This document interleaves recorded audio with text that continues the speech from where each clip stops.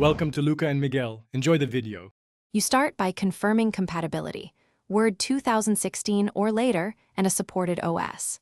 Once done, run the Grammarly installer and select the Microsoft Word add-in. Make sure you sign in with your Grammarly credentials when prompted so the add-in can sync your preferences and access your writing data. This step activates the integration.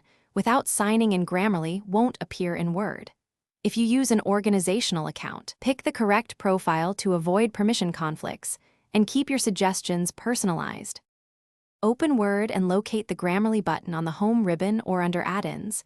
Click it to open the Grammarly sidebar. Once open, paste or write into your document and press check to run a full analysis. Make sure to set your writing goals, audience, formality, intent, because Grammarly tailors suggestions accordingly. You can accept individual edits, apply many at once, or ignore items. For track changes, turn tracking on so edits appear as revisions. Gradually applying suggestions improves clarity without rewriting everything at once.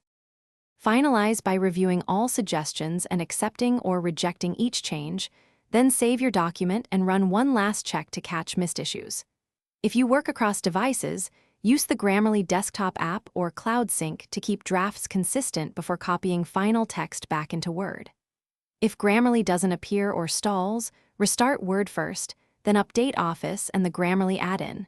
If that fails, sign out and sign back in or check for admin restrictions. That single troubleshooting tip fixes most integrations. Thanks for watching and please subscribe.